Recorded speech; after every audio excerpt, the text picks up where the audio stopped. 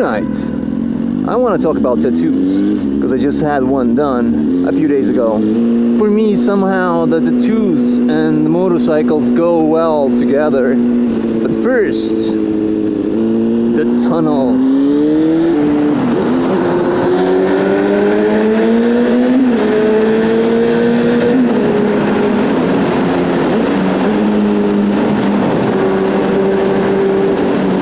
The only tunnel we have in this country. Aww, poor rodents. But tattoos. So I have 4 different tattoos. The first one is the piano keys that I have on my left arm. I think the piano keys were the easiest choice for me to make, because I've been playing the piano, or not actually the piano, more like it's a keyboard. I never learned how to play the piano. I taught myself how to play the keyboard, first using just one finger and then adding other fingers, and now I can almost play like a real boy. In every band I've been, I've been mainly the keyboard player and the man behind the songs. The next one is the most difficult one to explain. It's a single pane comic strip. The comic was called Bunny. What it means to me? Well, first of all, I've always been fascinated about space and everything space related. But what that comic strip meant for me was the frustration of being sort of stuck on this planet. As quite obviously nobody's working actively towards like leaving this Earth or finding other habitable planets and whatnot. I mean, I've been into sci-fi as long as I can remember myself. First it started with cosmic sounding music, and then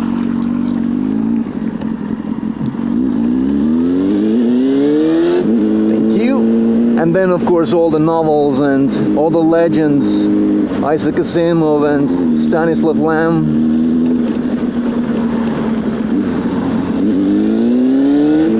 So yeah, I always dreamed of seeing the cosmos from a different angle, looking at the sky from another planet. I don't know, it somehow always fascinated me.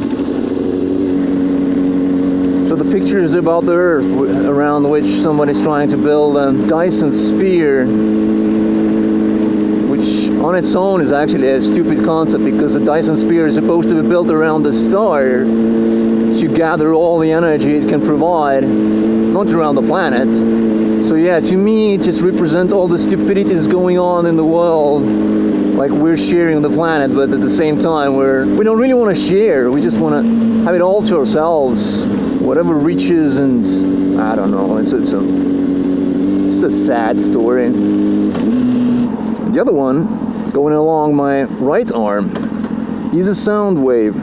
And that is a song I wrote when I met my then girlfriend and now my wife. And it was sort of like a love song. Because whenever we moved together, I found out how much she despises the cold and the winter and the darkness that comes with it, and how difficult it is for her to cope with it. So for me, it was sort of like the way I would comfort her, how I would help her cope with that, deal with the cold. I just took the lyrics, walked into the sound booth, and just spoke out the lyrics. And this is the representation of my voice speaking out these words to her. And now the latest one is a space monkey. Now the space monkeys have been with me, well, pretty much always, ever since I've been making music. They have been a thing for me. Of course, again, going with the space theme. I once wrote a song called Ape of Space about how people use animals to try out if something is doable or not, if space is habitable or not. Instead of going up there and fucking seeing it for themselves, all those dogs and chimpanzees that were shut up and some of them just left there, that's just, I don't know, it feels like arrogance to me, typical human arrogance. But then again, yeah, I fancy animals more than I fancy people. I'm sure like many of you can relate to that, like whenever you see somebody's being tortured, like a human being being tortured in the movies, or looking at a horror movie, somebody hacksawing somebody, it's just like, you know, munch down some popcorn, just another Sunday, whatevs. But then, if God forbid some animal got hurt, oh my God, it's a freaking instant tearjerker. And this particular drawing, this particular space monkey, and the author of this one is the same guy who came up with the visual concept of the band Gorillaz with Damon Albarn. And it's from a cover of an album, music by Space Monkeyz. The name of the album, Laika Come Home. And it's dub versions of Gorillaz' first album.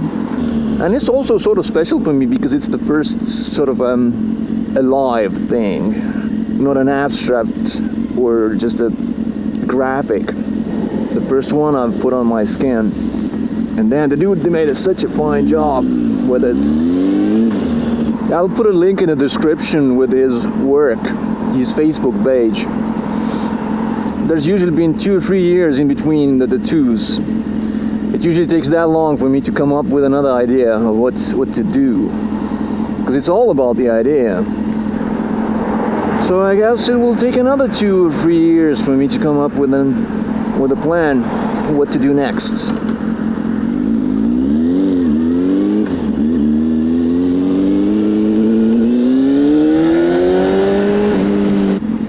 And this is all I have for you today. Really?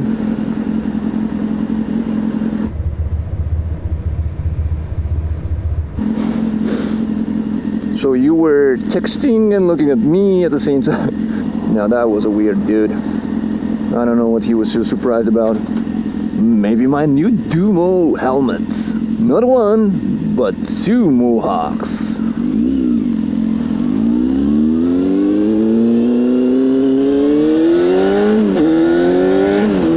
Alright, I'll be signing off now. Gotta get back to work.